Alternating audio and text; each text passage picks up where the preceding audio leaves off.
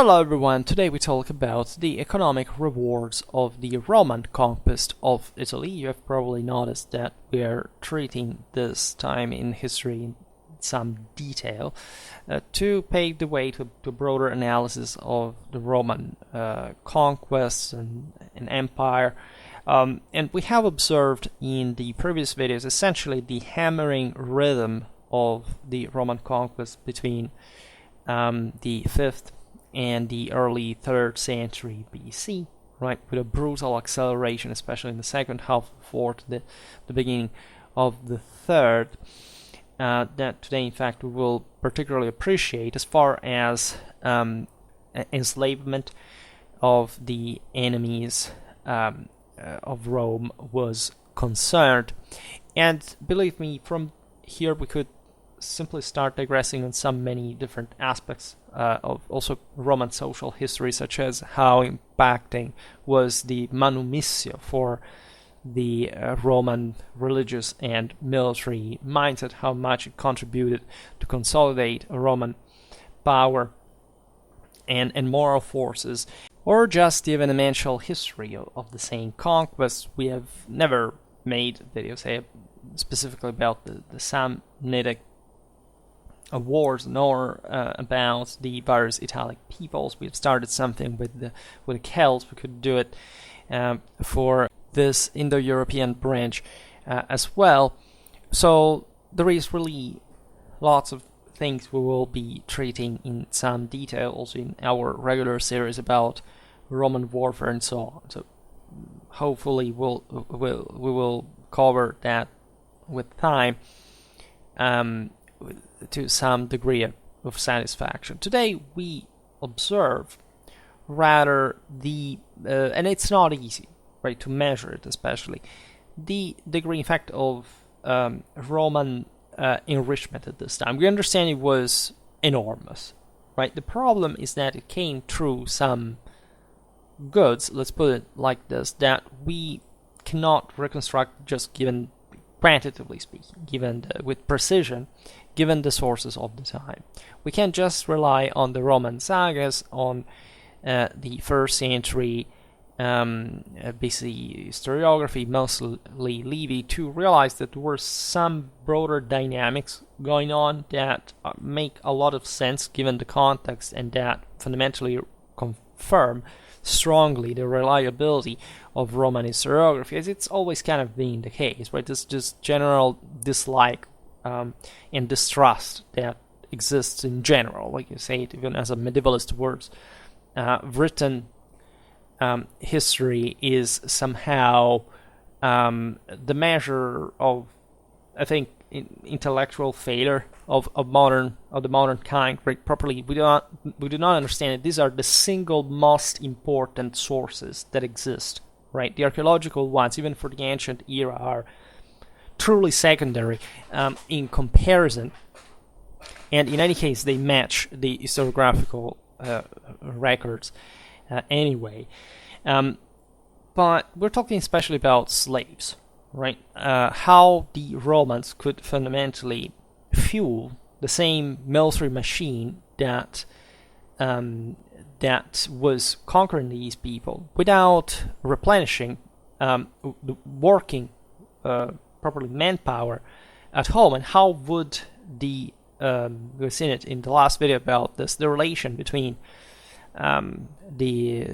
essentially the aristocracy and the commoners would make that happen, right? Because we will understand, especially towards the end of the video, what kind of substitution started occurring. Fundamentally, the creation of the Roman army, the acceptation of the plebeians, not just as properly Roman citizens, but also of imperium-provided magistrates, would correspond to the, in fact, enrichment of the commoners, while the Roman nobility was getting their latifundia filled with slaves of war, and so maintaining a balance between the two orders that would have not been possible if and would have not rendered the entire conquests viable in the first place if it had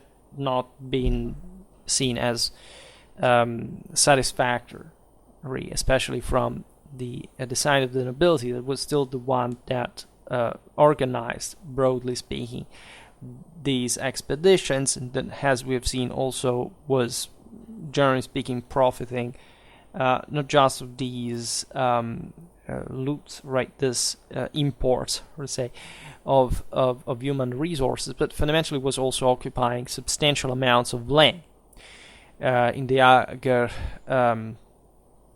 Romanus, in the Ager Publicus, after the conquest of these other communities. So today we do not talk about the also other obvious backbone of Roman power in this sense. It is to say the same Italics, the fact that fundamentally the Italic aristocracies were convinced in a way or another, and there is really not a difference by saying they were forced from accepting, because every person who does anything, it basically does both at the same time, and so what counts rather is how the system is going to work later. And as you know, the granitic character of the Romano-Italic confederacy is one of the single most actually amazing success in ancient history, if not properly the largest one, and based on, again, mechanisms that today we cannot simply observe civically, for example, etc. I made, if anything, a video about or a couple of videos about the social war of the 1st century BC, which was something notoriously now just struggling for more representation, more rights within a system that was rigidly now fixed, right? It was within Rome, within the empire, and that's what the Italics simply wanted, to be more part of that than they had been before, and if anything, consolidated it ever more. This theme recurs dramatically, because if you look at all Roman history, you realize that the tension between the inherent kind of conservative nature of the nobility and this kind of instead more entrepreneurial one of the, not just of the commoners but also of the monarchy as it would rise during the Principate, is a bit the entire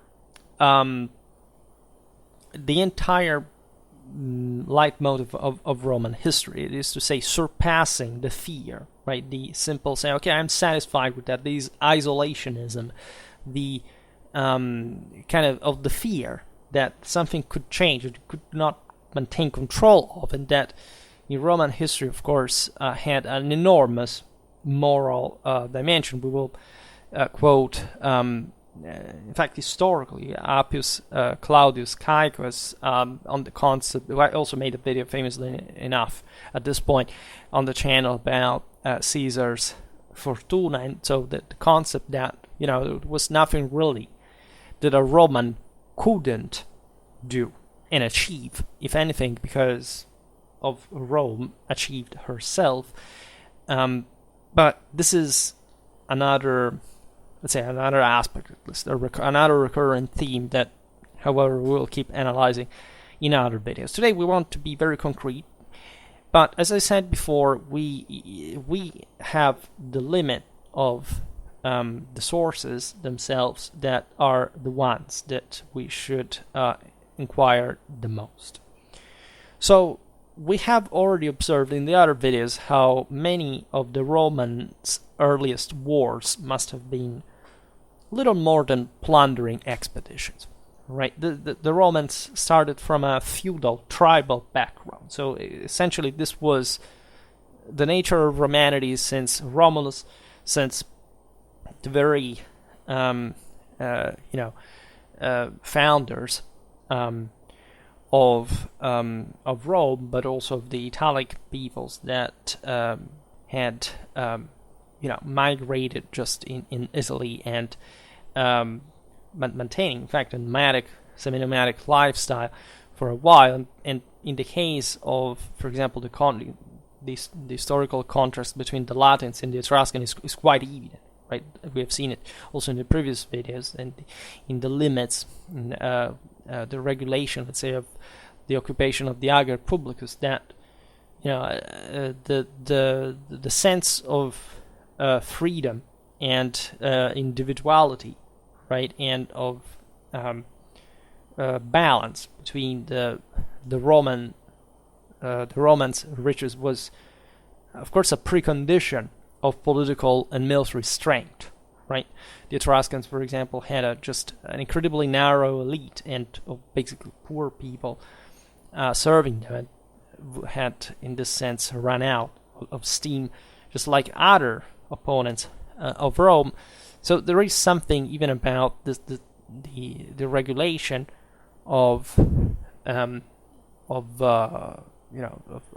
civic rights between the patricians and the plebeians, that within a Roman dimension must be brought down to the fact that there weren't, at this point, especially in such archaic times, such radical social divides as they would occur later. And that was surely increasing unavoidably with the expansion at this point. But raiding, right? It's an aspect of humanity that we mostly have eliminated from the equation, because for most people Rome is just like the empire, right? A moment of highest civilization, sort of statal, modern outlook that you oppose to the concept of tribalism and feudalism. Well, the early Romans began like any others, just like that, and actually the speed from which they reached the further level was incredibly fast, right? It was incredibly quick, for also making them pretty aware of what the old but not so old really customs of theirs really had been, right? There is a difference, of course, between the Romans and the Greeks. There is a brutality, a primitiveness, and a traditionalism in Roman mentality that is quite difficult to grasp from contemporary standards, even when you're acquainted to the actual, historical background of archaic Rome.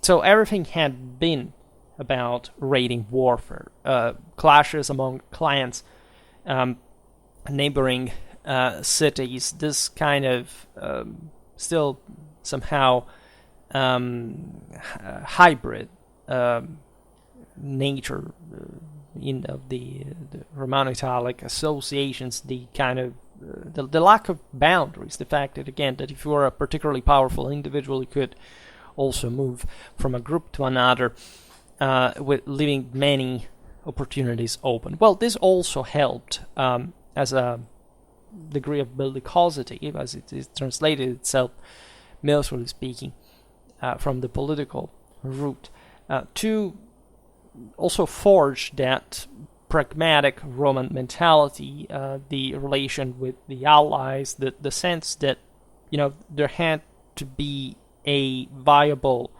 system to make things work and succeed, right? And it was obvious, as we've seen, that especially ever since the Latium had to be defended from the incursions of the Oscans from the south, that retaliation, we'll talk about this also probably in the next video of the series, was the obvious answer, and actually a great opportunity, because otherwise the Latins had not pushed themselves so distant even from, of course, as places like Antium or the Apenninic hinterland, and so on, were quite close. So unfortunately, for the main period of the conquest of Italy, it's hard to document such plunder, and especially the wealth to be derived from it. We know also contrarily to what many people have mostly been told, because that's also kind of another myth that, also, for example, Roman cavalry was somehow undeveloped, or that the system was, again, mostly just this rigid infantry-based drilled. Initially, it wasn't, right? We're talking about again, a feudal, clanic, tribal mentality rather than else. So the idea of the raid, of the skirmish, of the individual combat, right, between knights, right? The Roman sagas are full of this. It's basically all over the place, right? So while we can grasp something from that, we cannot understand how much the regular plunder that these individuals would carry out would consist in terms of probably of wealth, quantitatively, concretely. Livy, that, as you know, is the main source for this period of Roman history, constantly refers to Roman plundering, right? So it was absolutely understood by the Romans of the 1st century BC that the beginnings of the urbs had been about this, that it was obvious. And again, they weren't so very distant times, because as we will see, even throughout all the 3rd, the 2nd century BC, the Romans had a specific taste for loot, right? They had a very predatory, rapacious, as you know, ferociously aggressive mentality regarding who had to rule, the stronger over the weaker, and again, probably the seizure of any resource that the other was not able to defend. This was also the crystalline, clear, universal moral value that any single people, and especially these ones from much of the continental tribal side, were crudely aware of.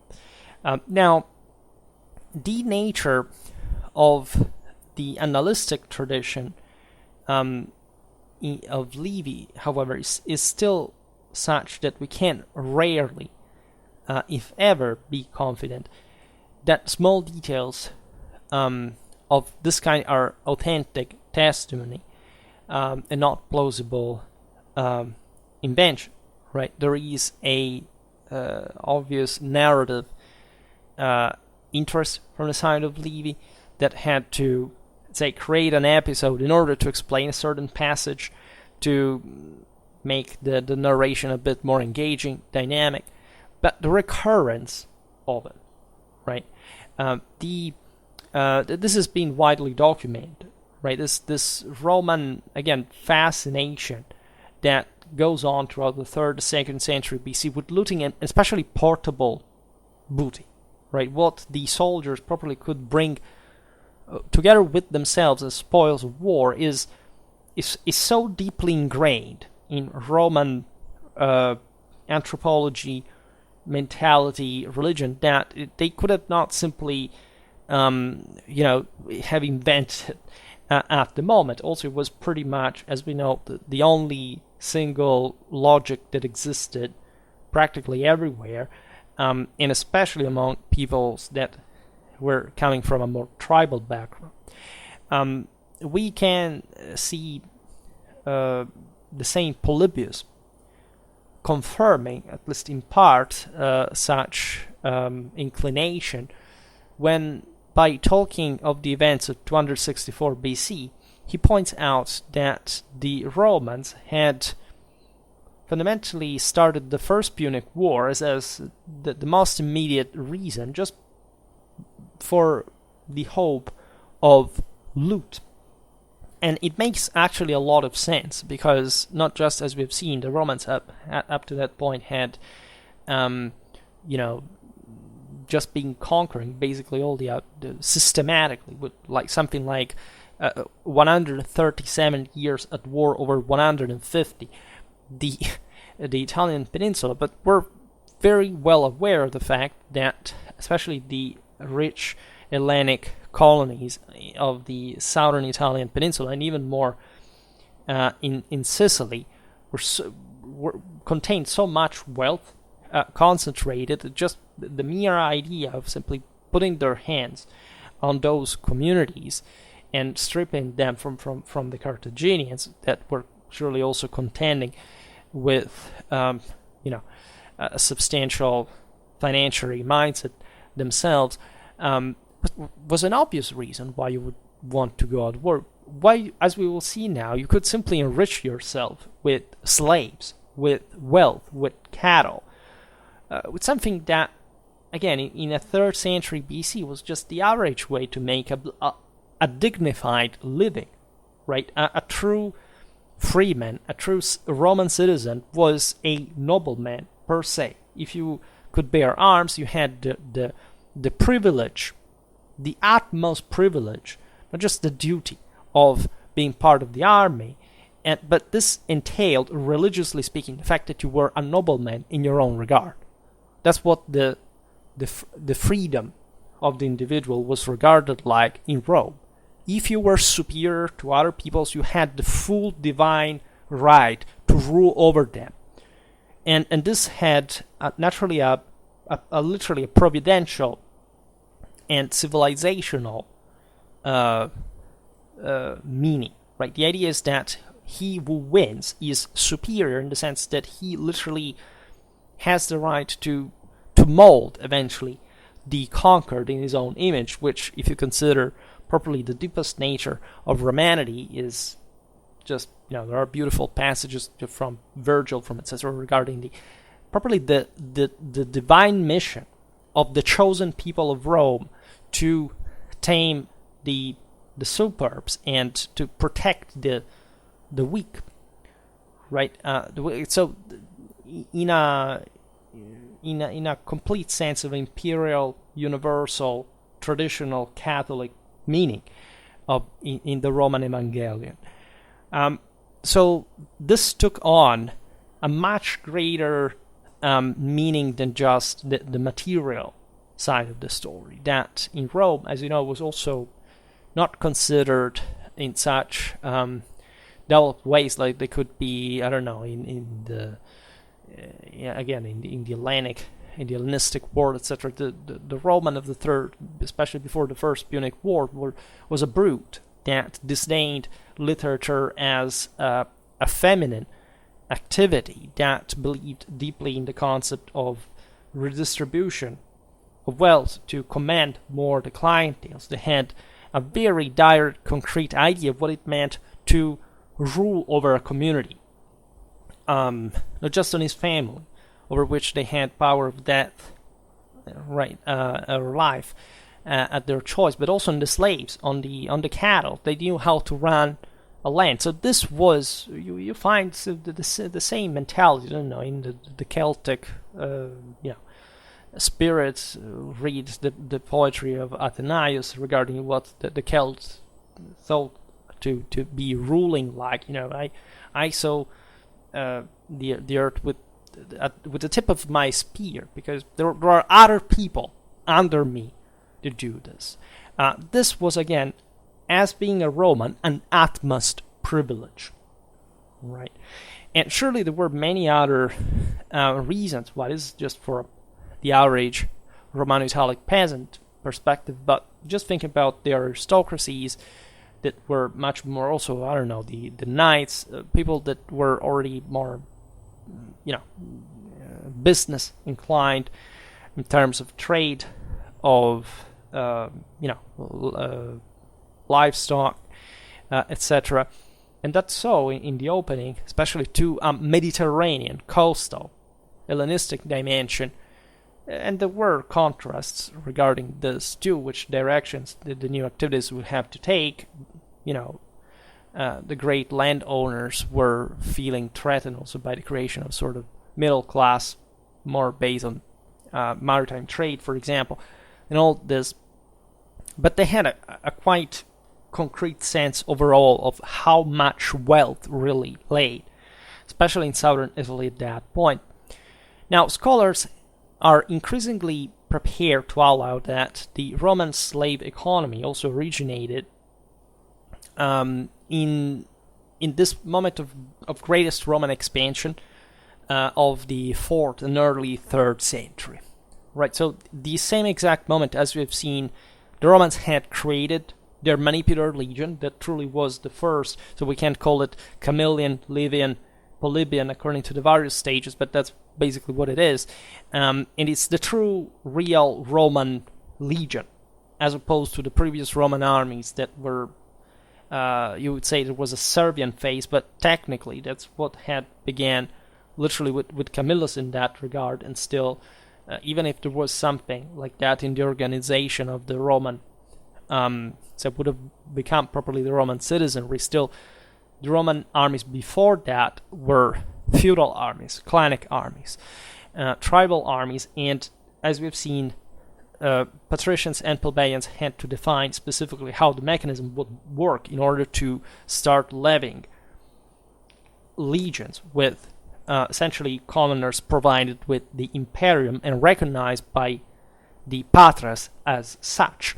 There is no reason to think that, albeit the early Livian books are based on more reliable sources, the information we get from these years was some sort of falsification. Whatever, the rhythm, the analytic narration is so packed and structured, and the political and military and social data are so intertwined. There is really no reason to think like that. So if we see that this famous 5% tax on manumission, on the manumission of slaves, had originated in 357, that in the period before, in the mid years, there had surely to be a substantial amount of slaves, right, having been manumitted in some ways, and this already makes us suspicious, because why were there so many slaves, and why would they be manumitted in this world? Because otherwise they would have not passed the law in the first place. So if there were many manumissions, that there were many slaves, and many more than naturally the ones also we can measure here. And while some of these slaves will have come to Rome to trade, well, we can think that many, if not most, at this point, and in the following generations, would come through warfare, right? There is one passage often stressed in this context in Livy's account, that is the famous enslavement of Veii in 396, that somehow, as you know, began one of the most martial, say not just one of the most important martial achievements of Rome, but as you know, probably the foundation of that sense of imperial mentality, the affirmation of the actual military salary. So something that the Roman elite was putting together in the form properly of an army capable of operating so distant from Rome compared to previous times, to besiege such a powerful city.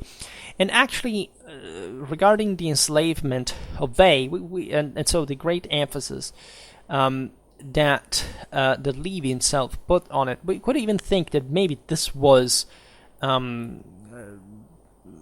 say, exaggerated, at least to the extent, and still meaning, however, that this was the beginning of a trend that would have replicated itself brutally in the generations to come.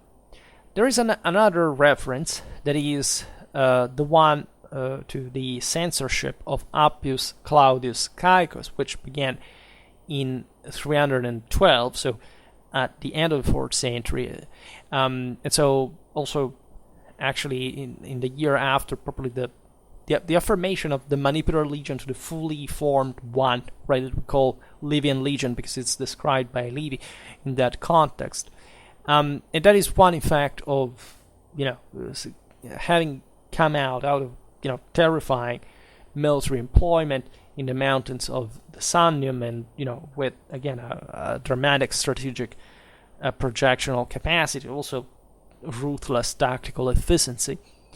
And the episode here is relevant in as much as it suggests that Appius Claudius Caecus wanted to enroll freedmen in all the tribes of Rome, and not just the urban ones. You know that, again, Rome was districtuated in tribes that had their own their voting rights, their political representation, and so on. And some corresponded properly to the city of Rome. Others were, with expansion of the Ager Romanus, just essentially country communities at most, or gravitating around other. We've seen also colonies that were founded here and there.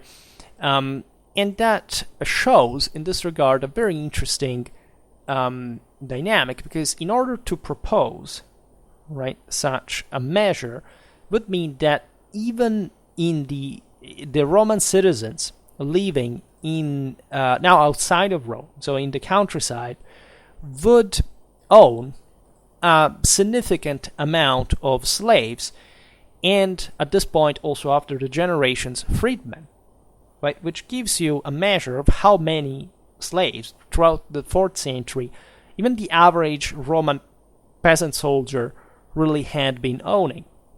And the measure here was essentially very important in order to boost the same Roman manpower, because you know that the freedman was not, in fact, by definition, a slave anymore, but he remained somehow a half freeman, right?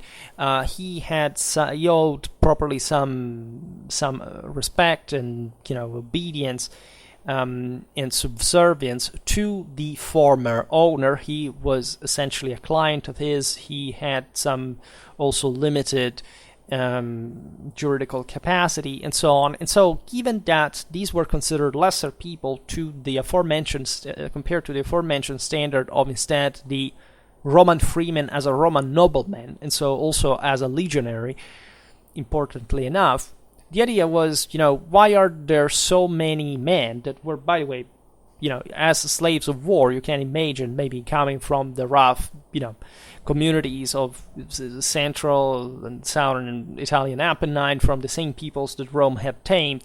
So also men that as slaves had been habituated to fatigue, and that, remember, they had an idea of what was, that were not employed as soldiers, right? So this, of course, the Romans wouldn't mobilize slaves if not in times of dramatic emergency, just, of course, controlling them and never elevating them to the rank of Rome. But there was this idea, we will see better in other videos, that pertains also to other people, even if we find it even among the Germans and so on, that the idea that if you were, you could prove on the battlefield your own nobility, you could be elevated, you could be given that chance and transfigured, right, to rise at the level of the conqueror, which is basically the entire deal of Rome and her success, imperially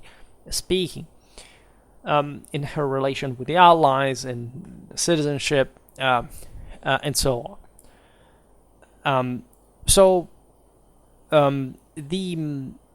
Even in this case of 312, it's pretty obvious that even without precise numbers, if there hadn't been so many freedmen in Rome and properly among the Roman citizenry, this controversy of Appius Claudius Caecus would have not occurred in the first place.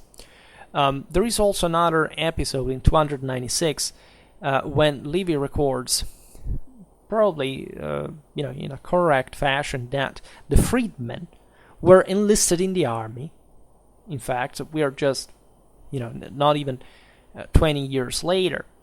And so if this had not considered that by the 3rd century BC here, the hybrid between myth and history is tilting dramatically, also in terms of historiographical reliability of the Roman sources towards history, in fact. This had been a novelty of some sort. Up to that point, the Romans had not basically enlisted these people. And in any case, this could easily mean that there were more than than before. And they definitely were in this condition of subordination to the point of being, of probably the state even having to take care of this, because as you mentioned, the master properly would have resented in terms of its mind. Again, you see how even the people, when getting that minimal thing, wants to protect it, and so the state wants to expand, and also because other of these same people were acquiring that, as a matter of fact.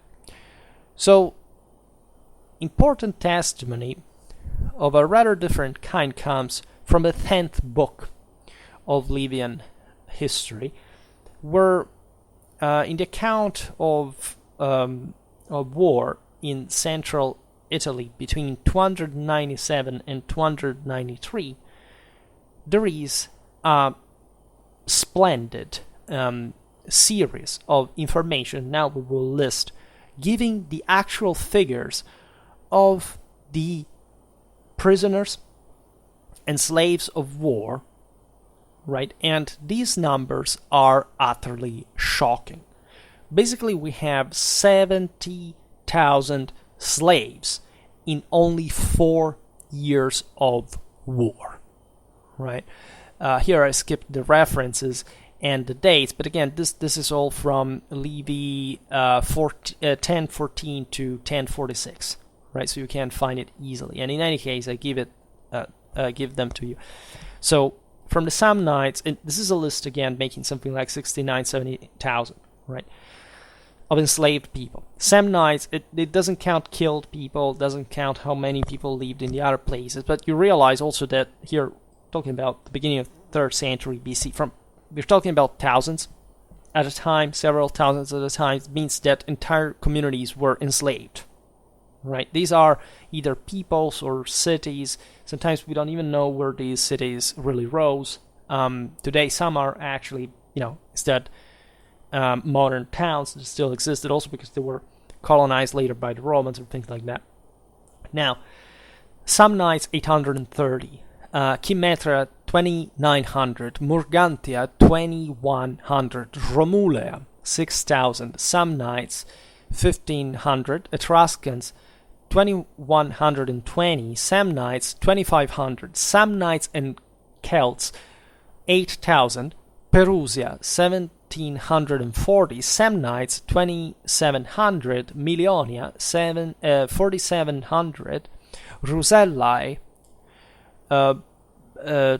more than 2000, Amiternum 4270, Duronia less than 4270, Aquilonia 3870, Cominium 11400. See, for example, this is a toponym that recurs in widely in all Oscan Italy. You don't know exactly where. At least, maybe in this case, yes, but there were also other communities we can't be fully certain. Then from the Samnites, around 5,000. From the Samnites, less than 3,000. From the Etruscans, less than 2,000.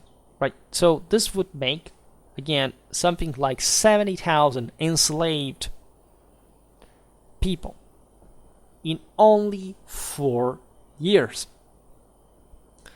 Now, some would say, well, but these numbers, are, just given by Livy like this. Maybe they are inflated or whatever. The manuscript traditions, whichever Livian sources really were, may have corrupted the numerals. Also, the 10th book of Livy's history is not always so reliable in some ways, but it doesn't really matter. Like the scale here, right? The substantial numbers, the names of the places that are coherent with the Roman expansion of the time. At this point, this would be known in the Roman sources, right? There had been several tens of thousands of people that had been enslaved in such a short amount of time. What is fascinating is also that you see the Samnites, the Etruscans, the Celts. So mostly here in central, southern Italy, everywhere. Right, this is not just, it's exactly where the Romans were normally just intervening against either a main front against more powerful people like the Samnites, or here and there to tame that a smaller or bigger community somewhere else. And this is also what makes it perfectly realistic, coherent. Even the details are actually plausible. This is not the point. For example, the enslavement of 8,000 after the Battle of Sentinum, right? It may have been likely, right? Especially considering the coalition of peoples that they're arrayed against Rome, and also what kind of defeat that was for them. Rome would naturally take revenge and seize assets and secure all the, even more the Apenninic control. But really, what matters the most here is the broader picture, right? It cannot be a creation from the annals, from some analyst, or even from Livy, right? What matters here is the scale, right? Even if these had not been 70,000 slaves, but only 35,000, still would be a huge amount of people in only 4 years of war. Right, we know that at this point what kind of steam-rolling war machine the Roman legion had become, and how powerful Rome was from a strictly political and territorial point of view. We have seen it also in relation with the Allies by that point. But the veridicity of this practice and these numbers is, easily confirmed when we read, for example, Polybius stating how the Romans during the First Punic War had began their numerous enslavements in Sicily, beginning just by the 25,000 people after the capture of Acragas in 262. So if you consider that these events of the First Punic War and the ones of the Third Samnitic War, Sentinum, etc., are just essentially a generation apart, you realize that we're talking about the same people, the same formamentus, the same culture, the same political system, the same military system. Right, so there is nothing strange about Rome now stepping, by the way, in Sicily as properly a foreign land, and enslaving such a large amount of people, when in Italy also, where they had been fighting against very, say, recalcitrant populations. Let's put it in this way, but still, there was also also communities were less developed in a way, at least especially among those who were more resistant. But in part they also had to go heavy with greater care, because still there was some, at least, discernment between the ones you had to enslave and those you had to keep fit for just as allies and so on. So in a place like Sicily, they would operate even with greater harshness on a regular basis. Now, so this is the first time that in the Libyan narrative we observe such a sequence of figures for enemy captured, right? This surely reflects what was happening in the 90s of the 3rd century, right? And at the same time, we can wonder whether that scale of enslavement had already been around in the previous generations or not. And this is a more delicate topic instead. From one side, it is evident also from a bit the scattered area of the enslavement that this was not like just maybe a localized event that maybe they had been carrying out, I don't know, just against the Samnites. There's a lot of those. You see the gradation towards, other also smaller numbers here and there that probably makes it pretty spread thing, something that the Romans were already had been proceeding by, maybe with less numbers, but already in the veins, right, of the Italian hinterland.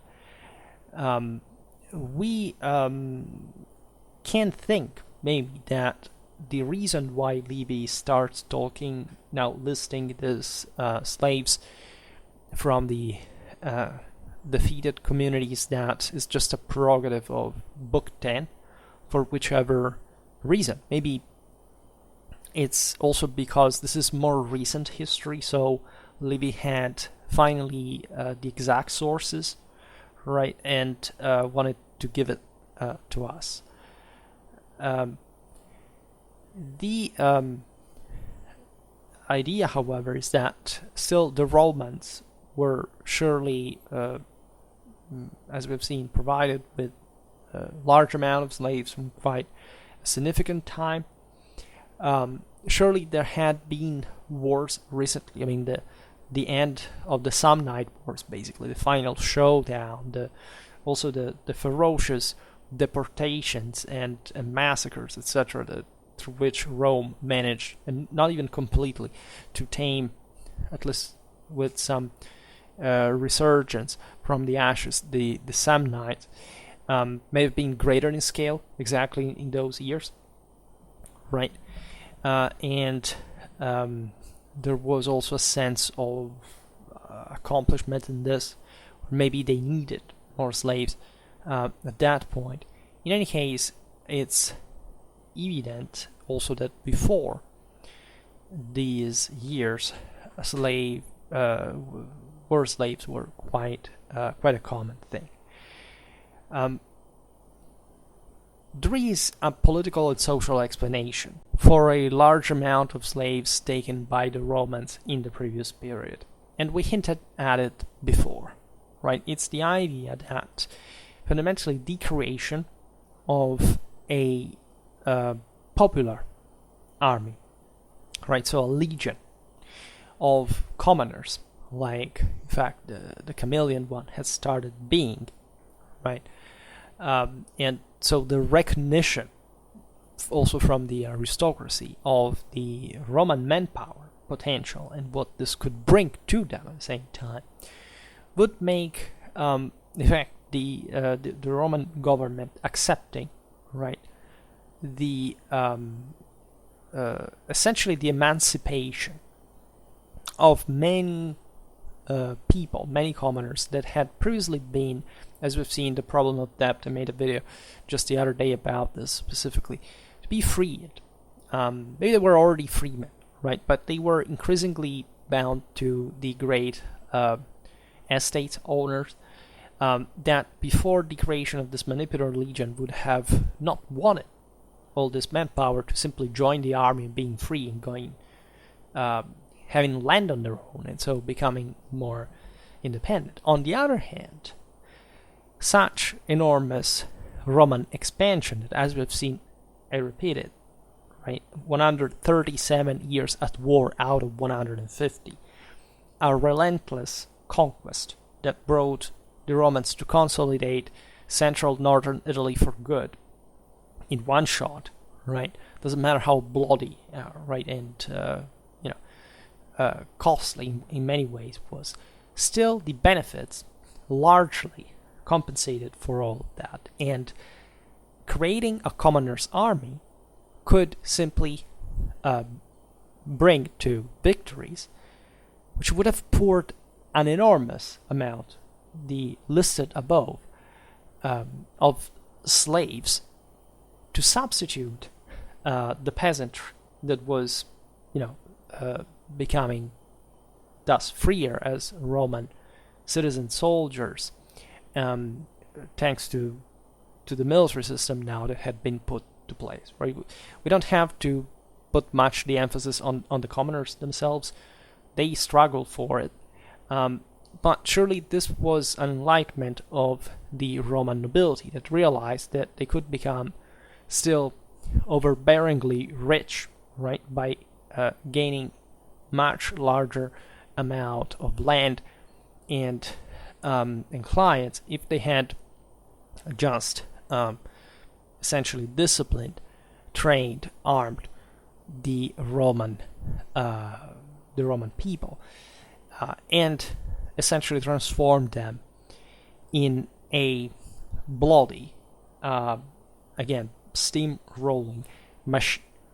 The Romans had, again, a quite interesting psychological profile, to say the least. So a people literally believes to be chosen by God to conquer the world. It's something that, again, I explained in other videos in my Roman playlist. From a religious point of view, there was here an evangelic purpose in which the Roman generals even took on the character, if not messianic figures, but those who still could try to really achieve world domination and transfiguring this people altogether, right?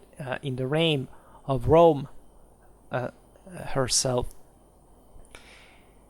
But again, the concreteness, right? Because this wouldn't explain like the ratios of strength otherwise, right? How did the Romans make it to take over?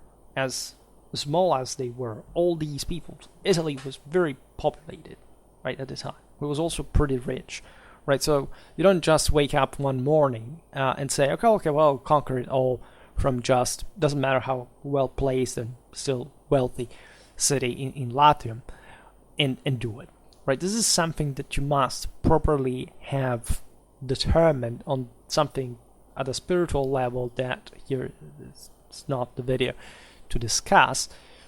In any case, this is exactly what happened at this point, and the nobility became also consistently richer, right? You can't even say that the ordinary peasants simply would gain much greater emancipation from the greater landowners on the longer run, right? But definitely their condition was substantially similar from the one that they had enjoyed when they were just a city militia, and most of the expeditions were carried out by the retinues of the great feudal lords of the city that owned that land just around the countryside, right? Here, this thing is starting to expand, as we've seen, with colonization, with the necessity of settling the Romans just in a greater amount of land all around, and these people evidently had gotten that land together with the slaves and freedmen that we have documented. So everything adds up, right? The labor needed on the large estates would be preserved to this constant injection of slaves. We will talk about this. There is much about, especially from the Samnites, even the gladiatorial specialty, that deriving literally from the shows that this, brutal and primitive warriors from the Apenninic hinterland were displayed like in gladiatorial games in Rome, like in front of these people that were a bit perhaps scared, but also were belonging to the power that had tamed them, right? Etc. And at this point, the whichever debt and bondage existed at Rome between the great landowners and the namely freemen that had still been their clientele, surely kind of diluted itself. It's remained a problem for a while, but let's say at the end of this big expansion until the beginning of the 3rd century BC, the problem seemed to have been substantially solved, at least the main Hague connected with it, for which we can definitely say that in absolute terms there was a substantial amelioration also of the lot of the poor Romans in the 4th century, as a result of these social reforms, of what the plebeians had obtained in terms of the participation to the army, to other imperial magistracies, and so on, the same colonization, right? Thus the decline with the institution of the nexum, that was a way to essentially bond in a condition of, half slavery, at least either you or a member of your family in exchange. And the traditional source of labor will have become the slaves, rather, most. So, considering again the relentless Roman expansion, the amount of peoples that were conquered by Rome, it's completely accurate to theorize that such switch would occur just by the substitution of the estates manpower with slaves, traditional manpower with the slaves of war. The rich still managed to increase their own, say, exploitation of the ager publicus. That we explain how it worked. Really, they could occupy as much as they could if they had the possibility. So still, they would make, in relative terms, much, not just in absolute one, much more than what also the average peasant soldier could acquire. This would also fuel the demand for slaves, meaning that especially at the beginning when these lands were confiscated from defeated peoples, I mean, some of them would have died in war, some of them would have been enslaved, but still, land is fruitful the more people you put to work there. So the elites were always looking for further land to conquer, and the people would also be okay with that, because in any case they would have gotten some colony there and some recognized status in the process, because these colonies went on to become, as you know, mostly the Roman ones specifically were properly military colonies that by a degree also exempted the inhabitants to participate to military expeditions, because being located on the frontier equated de facto just to a military service. And over time these places would gentrify, would be still full Roman in citizenry, and they would gradually be the say middle classes, people with houses in the city, with land in the countryside, not as the big landowners that were, the elite under whom they would grow as clients in their business, in their activities. But still, in that way that Polybius praises for the First Punic Wars, for the political, military, and social functionality, balance, and effectiveness at all the aforementioned levels. What is interesting about these numbers, by the way, is that even a poorer Roman farmer will have been to find a use for one or a few slaves, right? Consider that when we look at Athens, comparatively, that didn't have, of course, this any of the degree of Roman imperialism and land expansion, right? You see it clearly, right? So the Romans were even more properly, psychologically set in this kind of domination mindset over people that they saw, literally, that they came to dislodge from wherever they were. They enslaved them, and they put them at work in their property, and they would even be thanked in the end for having them freed at some point. So this is an incredible, even just psychological background, again, because these would be essentially in a couple of centuries just full Roman citizens in practice, right?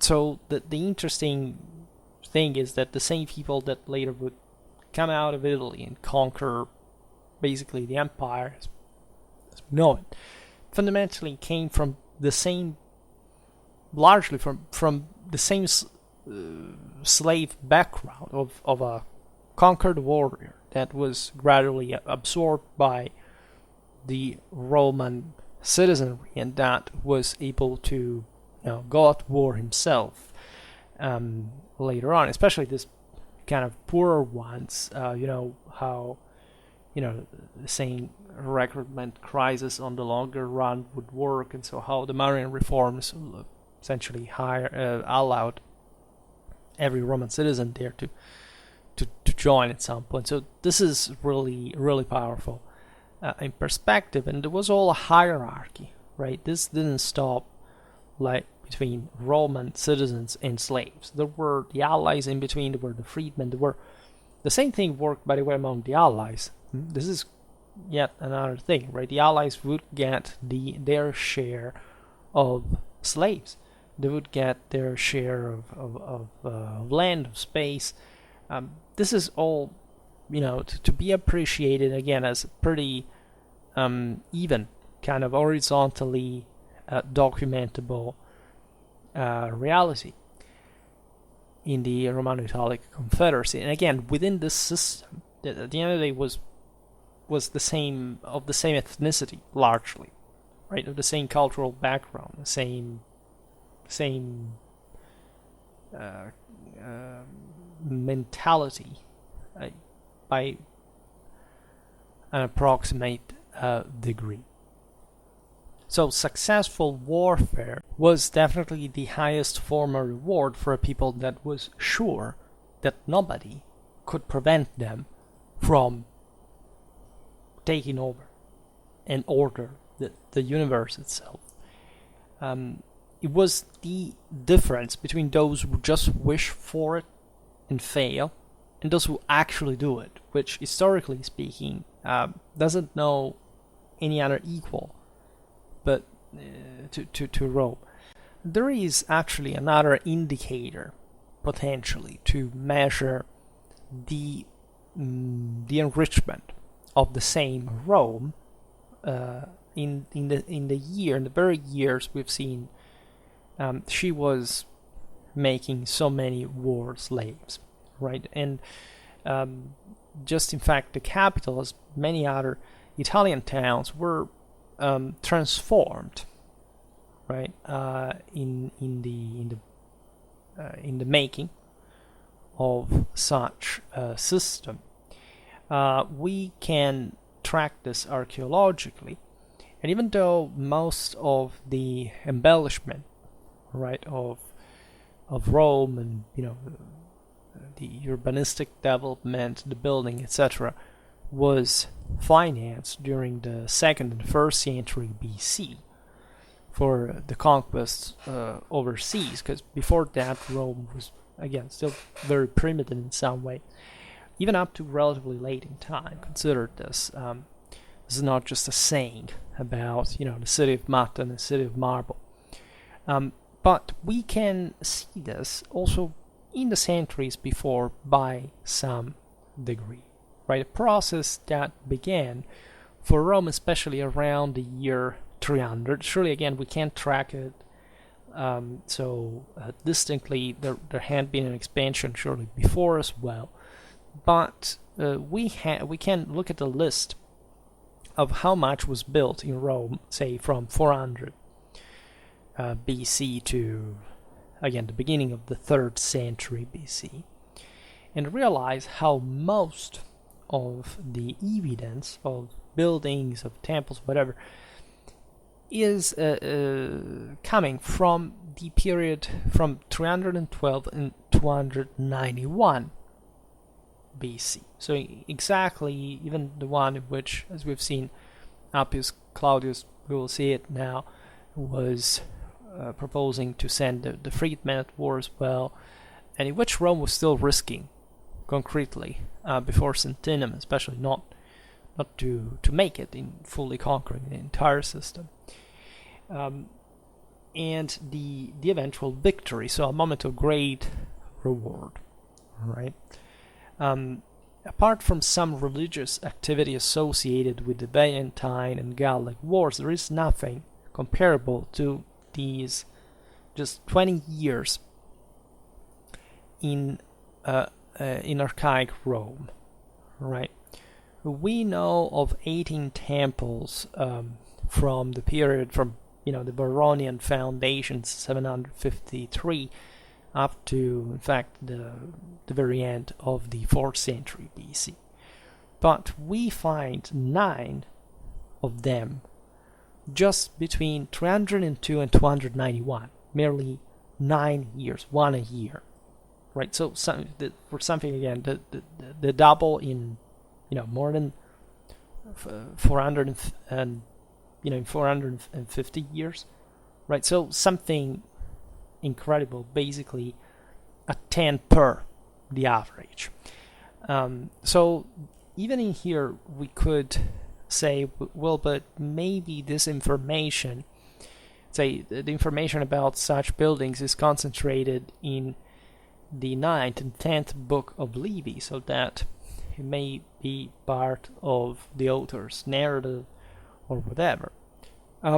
However, if you look at also properly the building of what we know about them, also archaeologically, there is surely the impression there that things match, together with the fact that we know, as we've seen in the previous videos, that many colonies were being founded as well, and that also required a substantial amount of building. So that is for sure, because we know, in fact, archaeologically, even in those cases, when the Romans arrived, let's say, what they started building there. So this wealth, investment, and urbanistic expansion surely matches exactly, again, what are the odds with the moment of greatest Roman expansion, with these news of greater amount of slaves rendered available, right? So greater wealth, slaves for labor,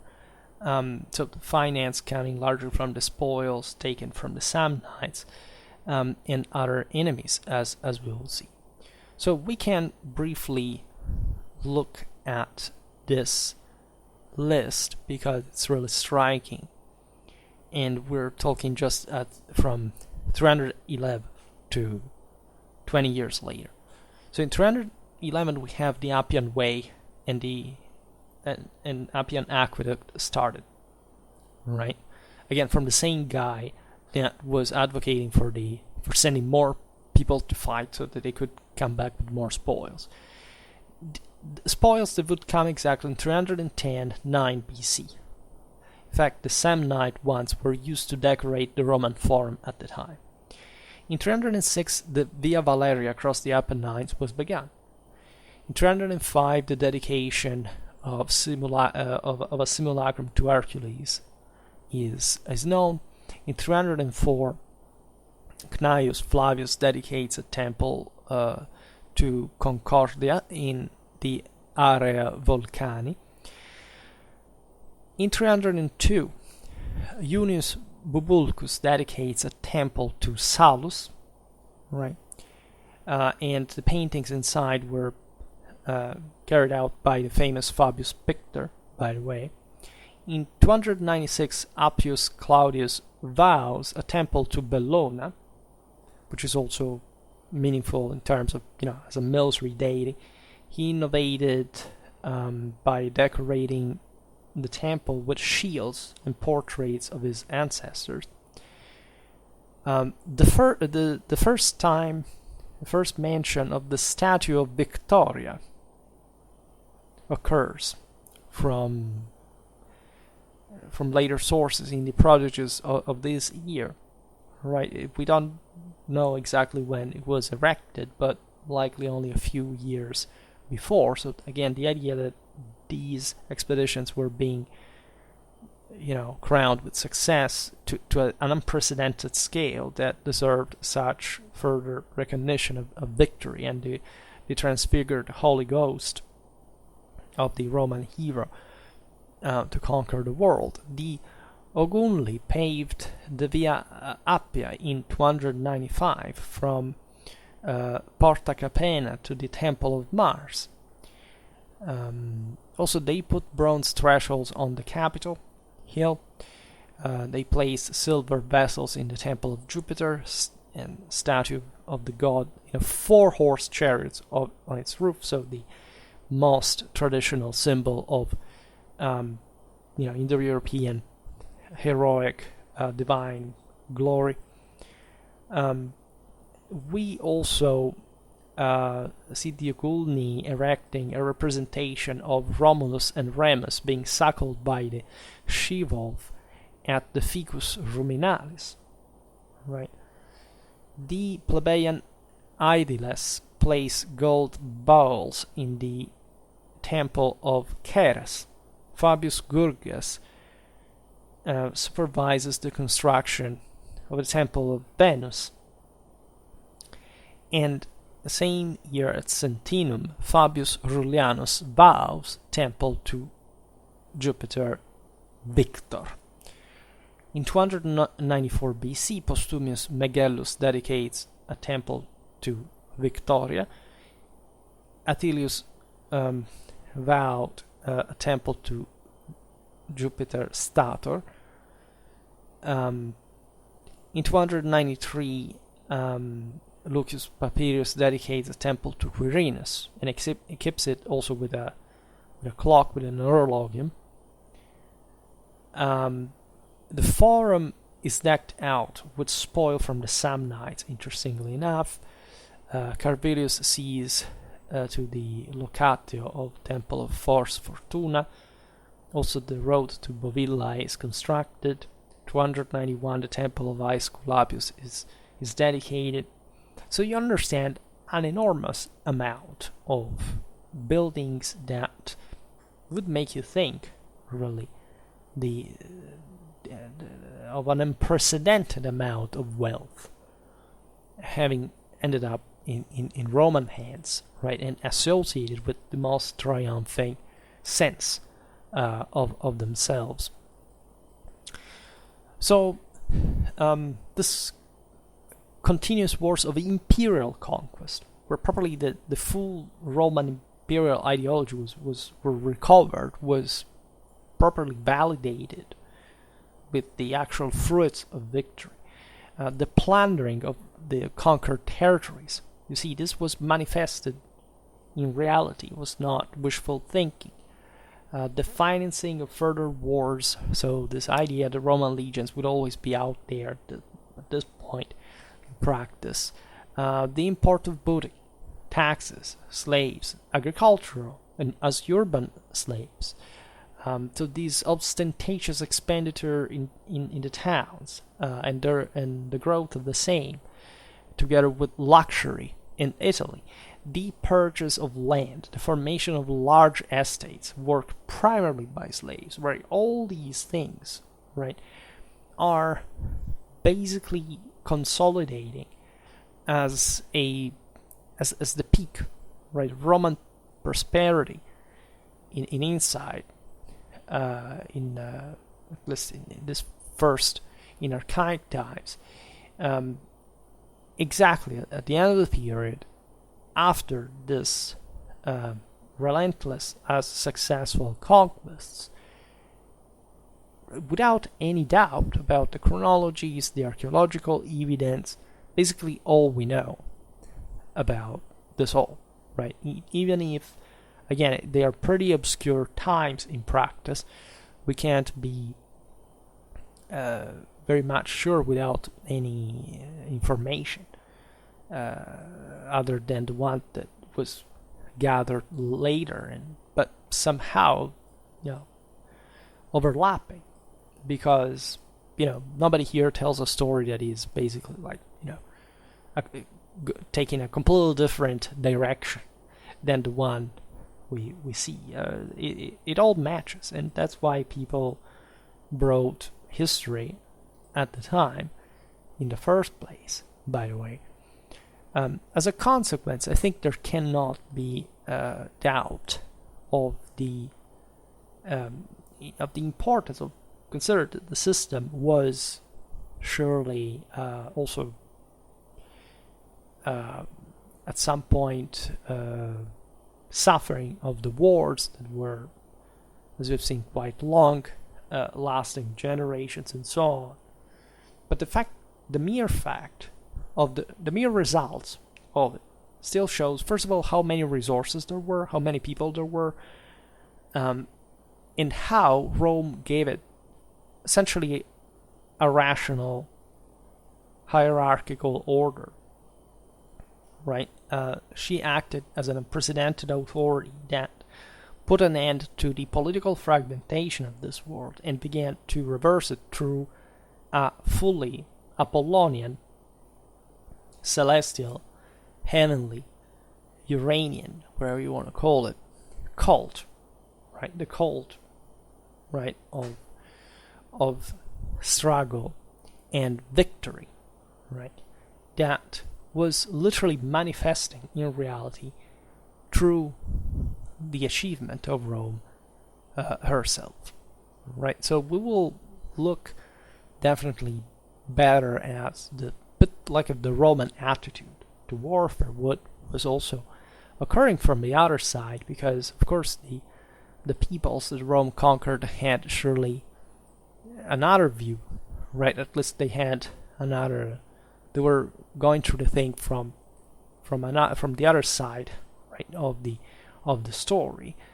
But exactly the fact that they were reveals how successful Rome was, and how Rome was simply rising further to an unprecedented peak of power, right, ready to fight against Pyrrhus, against the Carthaginians, and in taking off, right, in Mediterranean, invading Spain, Africa, Greece, in just 100 years, right? So, and with the degree of success that we also know, so it's that close in time, which that's again one of the single most striking, dimensions of a world like that, because in the Iron Age things definitely didn't change as fast as we can say, well, 100 years ago in the from the 21st century, because we accelerated to a rhythm of an incredible brutality that was completely unknown to any pre-industrial society by magnitudinal scale. These people managed to achieve this in practically nothing, right, considering the time being. And this is yet another revealing factor, again, against peoples that were technically even more, can't even say properly that Rome was just, they were more advanced than her, but definitely they were more gentrified, right? And sometimes people say, well, Rome was not so technologically advanced. Well, what if you think about, how the Romans, for the time of the First Punic War, so basically as we've seen just a generation after, they were still facing the Samnites, the Gauls, and other enemies that were challenging her rule, her hegemony in Italy. They would simply create a navy out of scratch that was able to defeat and see the best sailors of the time, which makes you reflect on how much the most successful civilizations in history were a hybrid between tradition and modernity at the same time. If you don't have both, you can't get the best. And this is exactly the point, right? Not too primitive, not too underdeveloped, not too still enlightened, let's put it this way, nor too just stagnant or decadent or sclerotized or soften up, right? But knowing what the perfect mix actually can bring to. And that's also one of the reasons, actually the only reason inside why nobody really achieved world domination anymore, which again is something we should reflect on from our kind of apparent satisfaction with our own accomplishments nowadays, which is just ridiculous in perspective. Now, for today, we'll keep talking naturally soon, hopefully, about these topics, but for today, stop it here. I just hope that you enjoyed this video. If you did, please share it, otherwise leave a like or subscribe to my channel if you're interested in my upcoming content. As always, I thank you heartily for listening to me. I wish you a nice time and see you next time.